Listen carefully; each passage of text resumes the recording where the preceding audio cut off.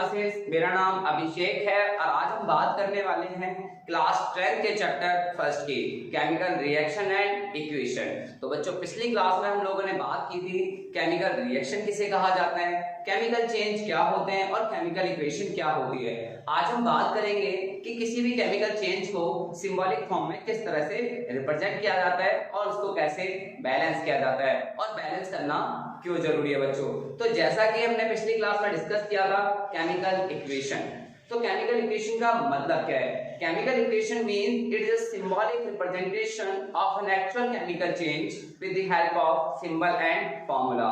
It means it is a short representation of a chemical reaction with the help of symbol of element or formula of compound, and that is called chemical equation. तो chemical equation का मतलब क्या होता है बच्चों?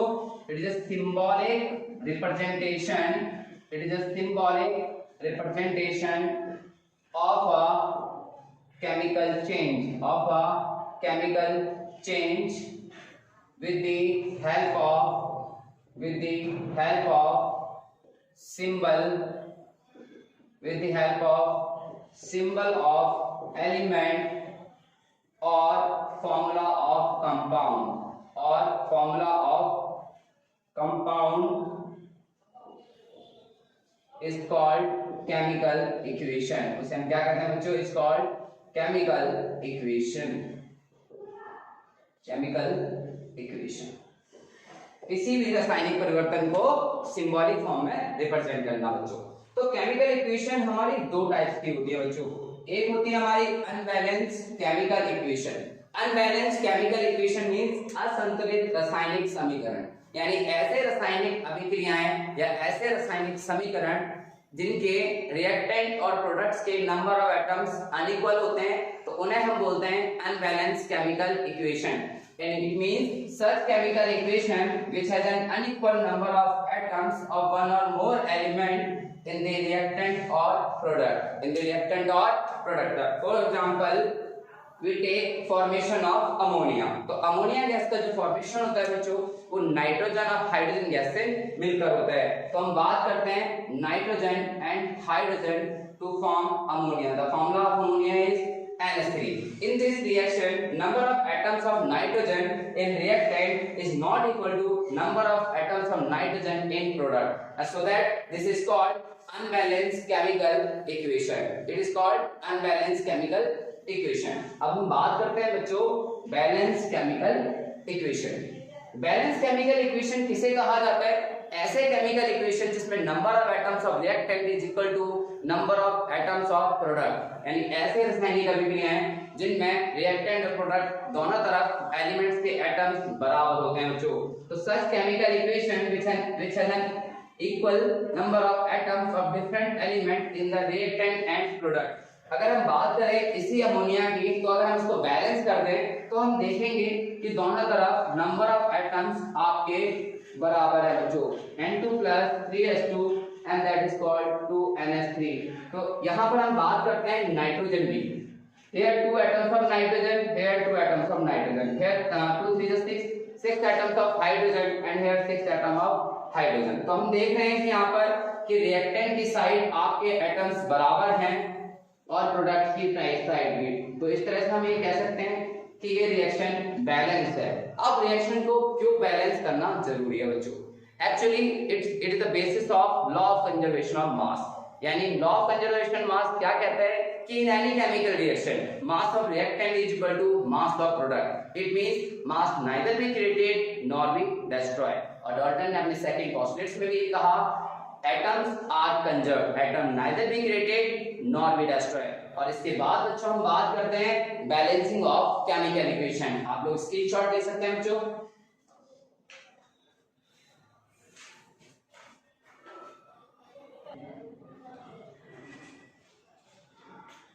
तो बच्चों बात करते हैं अब हम balancing of chemical equation. Balancing of chemical equation का मतलब क्या होता है बच्चों?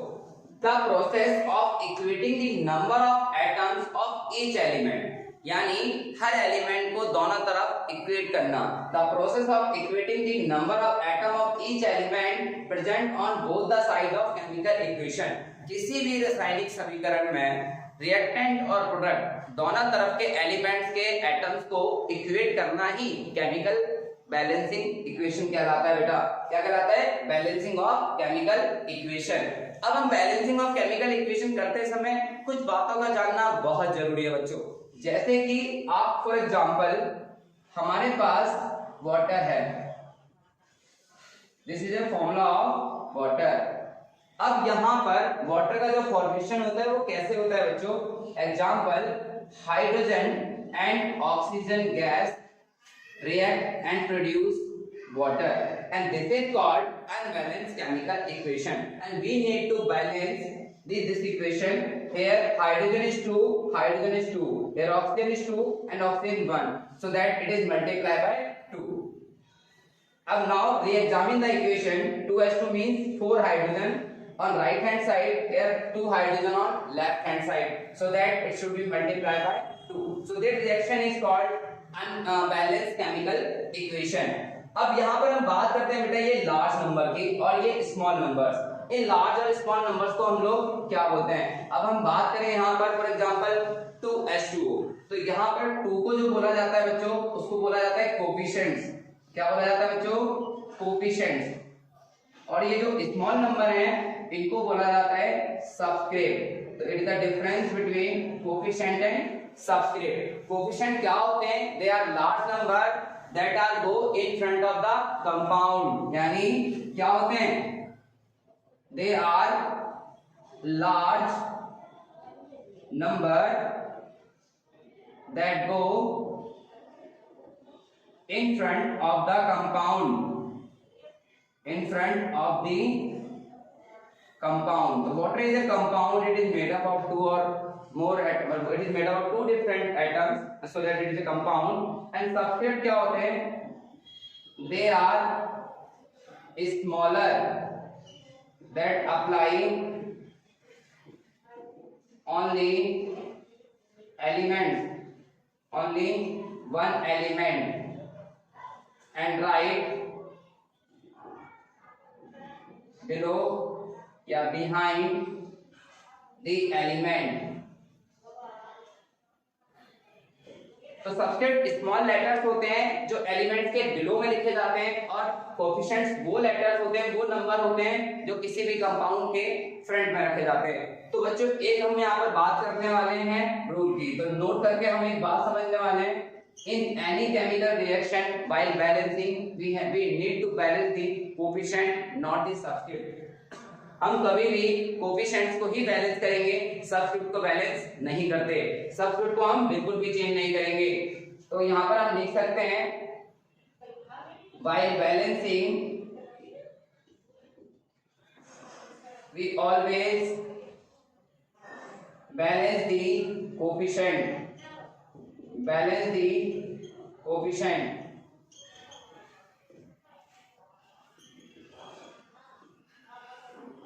and subscript will not change.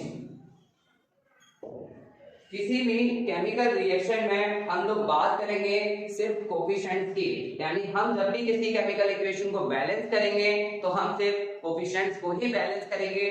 Subscript मतलब केमिकल फॉर्मूला को हम चेंज नहीं करेंगे बच्चों। तो ये आपके लिए जानना बहुत जरूरी है, what the difference between coefficient and subscript. आप लोग स्क्रीनशॉट ले लीजिए बच्चों।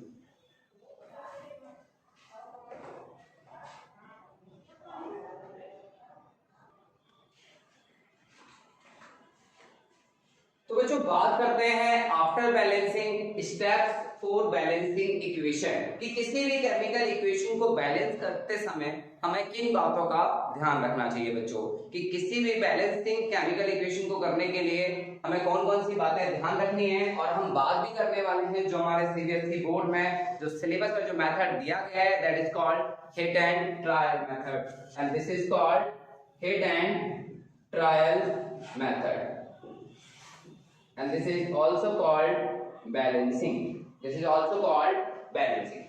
तो सबसे फर्स्ट स्टेप है writing unbalance chemical equation and draw boxes around each formula. तो बच्चों आपको बहुत सी इक्वेशन आपको स्टेटमेंट में दी गई होंगी, जैसे iron react with steam and form iron oxide and hydrogen. आप सभी लोगों को पता है कि कोई भी मेटल, जनरली मेटल वाटर से रिएक्ट करते हैं और हाइड्रोजन गैस प्रोड्यूस करते हैं। कुछ मेटल ऐसे हैं जो कोल्ड वाटर से रिएक्ट करते हैं, कुछ मेटल बॉइल्ड वाटर से रिएक्ट करते हैं, कुछ मेटल स्टीम से रिएक्ट करते हैं। तो जैसे आयरन की बात करें तो आयरन जो है वो स्टीम से रिएक्ट करते हैं। अगर आप हीटेड आयरन को स्टीम से रिएक्ट कराते हैं तो आयरन ऑक्साइड का फॉर्मेशन होता है और हाइड्रोजन गैस रिलीज होती है, and this is called statement. अब इस स्टेटमेंट को हम वर्ड इक्वेशन में एक्सप्रेस करते हैं और वर्ड इक्वेशन को हम उसे सिंबॉलिक फॉर्म में रिप्रेजेंट करते हैं बच्चों। तो हमने क्या बोला, किसी भी केमिकल इक्वेशन को आप वर्ड इक्वेशन में लिखिए और हर फॉर्मूले के अराउंड आप उसे बॉक्सेस में एनक्लोज कर दीजिए। तो ये हमारा स्टेप फर्स्ट। सेकेंड स्टेप की बात करते हैं हम लोग, list the number of atoms of different element present in the unbalance chemical equation. कि जो भी अनबैलेंस केमिकल इक्वेशन है उसमें number of elements left hand side और number of elements of right hand side, दोनों तरफ हम लोग उनकी लिस्ट कर लेते हैं। मतलब हम दोनों तरफ के एटम्स को लिख लेते हैं अनबैलेंस केमिकल इक्वेशन में। थर्ड है हमारा start balancing the compound that contain the maximum number of atom, it may be reactant और इट मे बी प्रोडक्ट। यानी हमें उस कंपाउंड से बैलेंसिंग शुरू करनी है जिसमें नंबर ऑफ एटम मैक्सिमम हो, चाहे वो रिएक्टेंट हो चाहे वो प्रोडक्ट हो। फोर्थ स्टेप है examine the above equation and pick up those element which is not balanced. और उसके बाद हम उस इक्वेशन को एग्जामिन करते हैं और जो एलिमेंट्स रह जाते हैं फिर हम उनकी बैलेंसिंग करते हैं, देन हम फिर दोबारा उन्हें रीएग्जामिन करते हैं। तो ये 4 स्टेप तो बहुत जरूरी है बच्चों। और आप लोगों को एक भी ध्यान रखना है एक चीज कि कभी भी किसी केमिकल इक्वेशन को जब आप बैलेंस करेंगे तो सिर्फ आप कोफिशिएंट्स को ही चेंज करेंगे। ये मैं बात दोबारा बता रहा हूं आपको। इसके बाद हम बात करते हैं फाइनली, जब हम सभी एलिमेंट्स के दोनों तरफ के एटम्स को इक्वेट कर देते हैं तो हम उसकी करेक्टनेस को चेक करते हैं। Finally check the correctness of a equation. Step number 6, अगर मान लीजिए इक्वेशन में किसी भी केमिकल रिएक्शन में कुछ फिजिकल कंडीशन दी हुई हो, जैसे if reaction condition such as temperature, pressure, catalyst और sunlight for reaction, it is indicated above और below the arrow in the equation. यानी बहुत सारी रिएक्शन ऐसी होती हैं जो लाइट की प्रेजेंस में ही होती हैं, जो एक पर्टिकुलर टेम्परेचर पर ही अकर होती हैं। जैसे अमोनिया गैस का फॉर्मेशन जो होता है वो कैटलिस्ट की प्रेजेंट में होता है। तो कैटलिस्ट ऐसे सब्सटेंस होते हैं जो किसी भी केमिकल रिएक्शन के रेट को फास्ट और स्लो करते हैं without involving in the chemical equation. तो अगर कोई भी फिजिकल कंडीशन दी जाती है तो उसको हम जो भी एरो होता है हमारा, जो प्रोडक्ट से रिएक्टेंट से प्रोडक्ट की तरफ जाता है, उसके अबव या बिलो लिखकर रिप्रेजेंट करते हैं। और फाइनली हम किसी भी केमिकल इक्वेशन में उसकी फिजिकल स्टेट्स को लिखते हैं। जैसे अगर कोई सॉलिड है तो उसके लिए हम लोग S का यूज करेंगे, और यदि कोई लिक्विड है तो L का यूज करेंगे, और यदि कोई गैस है तो G का यूज करेंगे, और यदि कोई चीज पानी में डिसॉल्व है तो हम एक्वास का यूज करेंगे। फॉर एग्जांपल हमारे पास यहाँ पर बोला जाए कि फॉर्मेशन ऑफ वाटर, तो ये बात सभी को पता है कि वाटर का जो फॉर्मेशन है वो हाइड्रोजन एंड ऑक्सीजन गैस से फॉर्म होता है। अब हमारा ये वाटर है एंड ये हमने देखा कि this is unbalanced and we need to balance them. तो यहाँ पर हमने देखा कि लास्ट फॉर्मूला H2O है और इधर ऑक्सीजन 1 है और इधर 2 है, ठीक है। तो इधर हमने 2 से मल्टीप्लाई कर दिया। इसके बाद हमने रिएक्शन को रीएग्जामिन करा और हमने देखा कि प्रोडक्ट में 4 हाइड्रोजन है and 2 hydrogen left hand side है। तो बच्चों इसी तरह से हमने किसी केमिकल रिएक्शन को बैलेंस किया। अब यहाँ पर हम लोग क्या करते हैं 2H2 और इधर हमने 2 से मल्टीप्लाई कर दिया, और इसके बाद हमने देखा कि इक्वेशन में दोनों तरफ के एटम्स बराबर हैं, और उसके बाद हमने उसकी फिजिकल स्टेट्स को लिख दिया। जैसे हाइड्रोजन गैस की फॉर्म में, ऑक्सीजन गैस की फॉर्म में, और वाटर को हमने लिया लिक्विड की फॉर्म में। तो इस तरह से हम किसी भी केमिकल इक्वेशन को बैलेंस करेंगे। ये स्टेप्स का जानना बहुत जरूरी है बच्चों। तो कभी भी कोई भी केमिकल इक्वेशन होगी वो स्टेटमेंट में होगी, उसको वर्ड में कन्वर्ट करना है और जो भी केमिकल फॉर्मूले हैं उनके सिर्फ कोफिशिएंट्स को चेंज करना है और एग्जामिन करना है रिएक्शन को, और फाइनली हम किसी भी केमिकल इक्वेशन को बैलेंस कर पाएंगे। तो अब हम लेते हैं एक एग्जांपल और उस एग्जांपल के बेसिस पे समझते हैं कैसे किसी केमिकल इक्वेशन को बैलेंस किया जाता है। बच्चों आप लोग नोट कर लीजिए।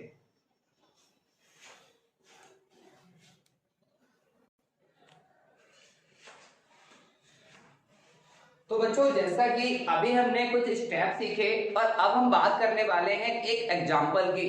तो इस एग्जांपल को लेते समय हम समझेंगे कि किसी भी केमिकल इक्वेशन को कैसे बैलेंस किया जाए। तो जैसे कि बच्चों हमारे सामने एक स्टेटमेंट दी गई है, heated iron metal react with steam. Steam बच्चों वाटर की लेनी है हमें, steam to form iron oxide and hydrogen gas. जैसा कि मैंने अभी बताया आपको कि बहुत से मेटल वाटर से रिएक्ट करते हैं और हाइड्रोजन गैस प्रोड्यूस करते हैं। आयरन भी उन सभी मेटल में से एक मेटल है। तो जैसे कि हमने देखा कि आयरन को हमने लिखा स्टीम के साथ, यानी आयरन रिएक्ट विद, ये जो आयरन है ये हीटेड आयरन है, iron react with steam produce iron oxide and hydrogen gas. तो ये स्टेटमेंट को हमने वर्ड में कन्वर्ट करा। अब बच्चों बात करते हैं इनके सिंबल और फॉर्मूलाज की। आयरन का सिंबल F ही होता है क्योंकि ये एक लैटिन वर्ड फेरम से लिया गया है। स्टीम जो है वो वाटर की फॉर्म में लेनी है, H2O।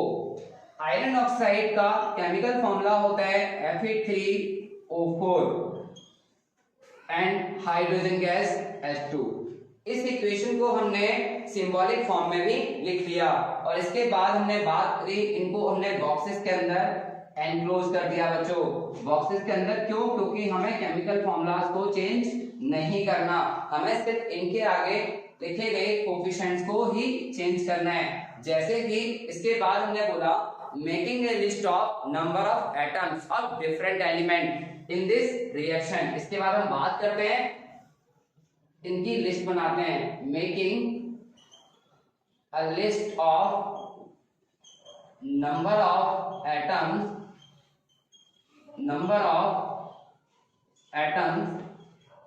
Of different element in this unbalanced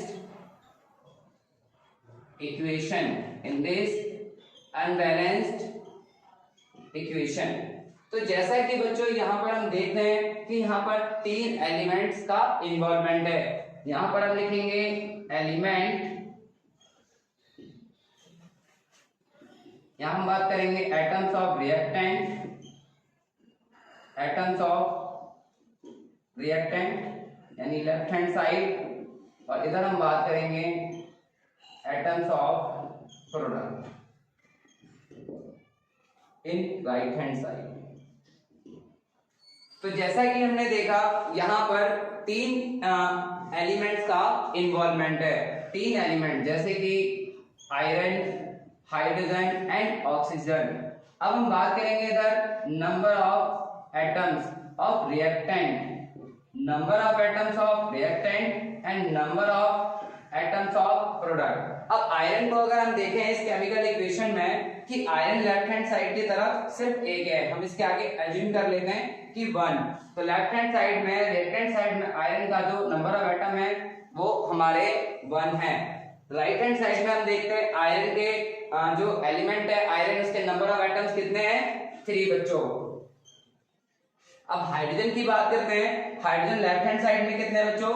2, और राइट हैंड साइड में भी क्या है? 2 है बच्चों। एंड नेक्स्ट हम बात करते हैं ऑक्सीजन की। तो ऑक्सीजन हमारे लेफ्ट हैंड साइड में 1 है और राइट हैंड साइड में हमारे ऑक्सीजन 4 है। तो इस तरह से हमने एक अनबैलेंस केमिकल इक्वेशन में इन्वॉल्व होने वाले एलिमेंट्स की लिस्ट बनाई और हमने इस तरह से लिस्ट को बनाया कि रिएक्टेंट के एटम और प्रोडक्ट के एटम को हमने सेपरेटली लिखा, और जैसा कि हमारा क्राइटेरिया था बैलेंस करते समय कि हमें एक बड़े फॉर्मूले से शुरू करना है। तो ये चीज आप लोग नोट करिए फटाफट से बच्चों।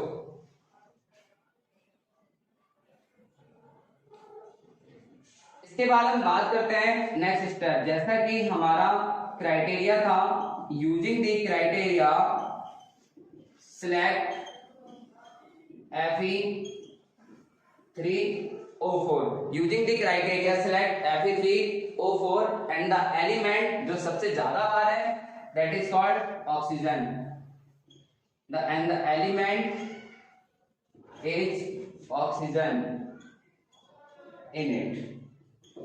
तो इस रिएक्शन में हम देख रहे हैं कि सबसे बड़ा फॉर्मूला हमारा Fe3O4 है प्रोडक्ट साइड में, और यहाँ पर नंबर ऑफ एटम्स हमारे ऑक्सीजन के बहुत ज्यादा हैं। तो सबसे पहले हमें ऑक्सीजन को ही बैलेंस करना पड़ेगा। तो ऑक्सीजन को बैलेंस करने के लिए हम लोग देख रहे हैं कि प्रोडक्ट साइड में ऑक्सीजन 4 है और रिएक्टेंट साइड में ऑक्सीजन 1 है, तो we need to multiply by 4।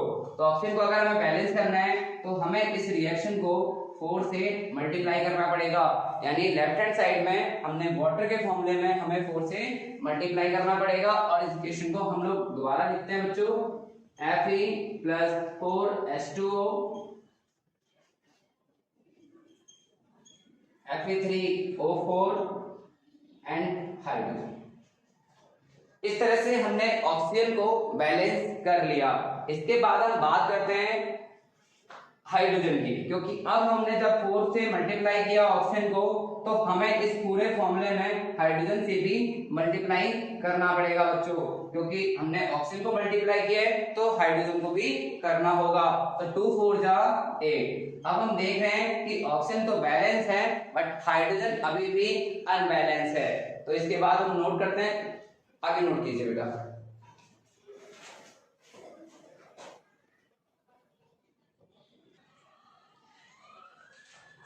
तो जैसा कि बच्चों अभी हमने देखा कि ऑक्सीजन को तो हमने बैलेंस कर दिया, लेकिन जब हमने रिएक्शन को रीएग्जामिन किया तो हमने देखा कि हाइड्रोजन और आयरन अभी भी अनबैलेंस हैं। तो here Fe and hydrogen atom are still not balanced. Pick up any of these element from partial balance equation. तो इस इक्वेशन को दोबारा हम स्टेप फॉलो करेंगे और हम दोबारा से वही स्टेप लिखेंगे।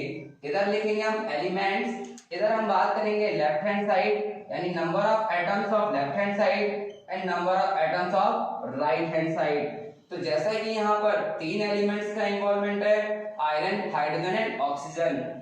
इधर हमारा आयरन 1 है और इधर हाइड्रोजन हमारे 3 हैं, इधर हाइड्रोजन हमारे 8 हैं और इधर हाइड्रोजन हमारे 2 हैं। ऑक्सीजन को हमने बैलेंस कर लिया था। तो अब हम हाइड्रोजन को बैलेंस करते हैं। तो हाइड्रोजन को बैलेंस करने के लिए राइट हैंड साइड में हम लोग इसको 8 इक्वेट करने के लिए हम लोग इसे 4 से मल्टीप्लाई कर देते हैं। तो reaction becomes Fe4H2O Fe3O4 and 4H2. Now the balance the third element. Now re-examine and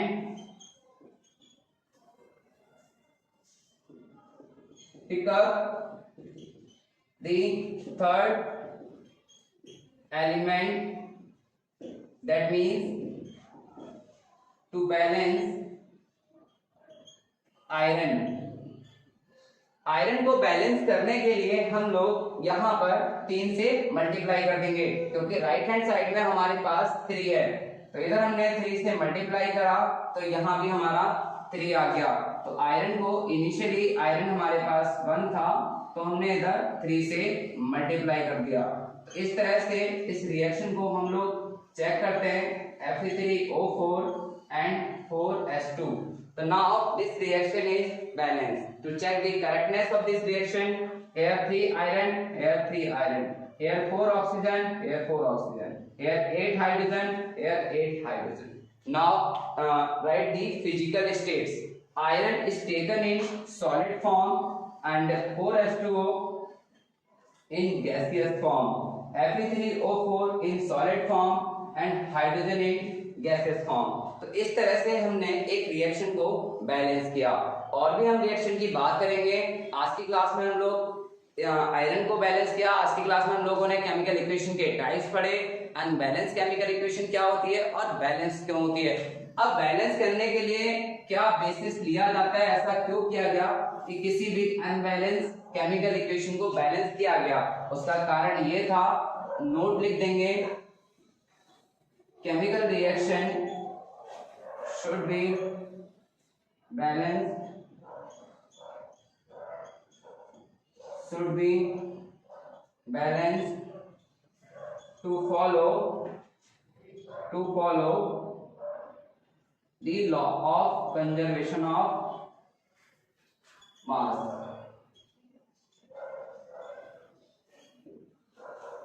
To follow the law of conservation of mass, it is the basis of to balance the chemical equation.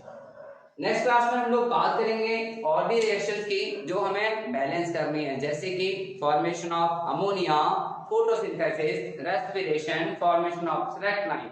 In reaction को भी हम लोग next lecture में finish करेंगे। तो जैसा कि आज के लेक्चर में हम लोगों ने हिट एंड ट्रायल मेथड सीखा, और भी बहुत शॉर्ट ट्रिक्स होती है किसी भी केमिकल रिएक्शन को बैलेंस करने के लिए, बट हमारे सीबीएसई एग्जाम में हिट एंड ट्रायल मेथड दिया गया है, तो इसीलिए आज हमने हिट एंड ट्रायल मेथड को पूरा किया बच्चों। नेक्स्ट क्लास में हम लोग मिलेंगे नेक्स्ट लेक्चर के साथ। Thank you so much.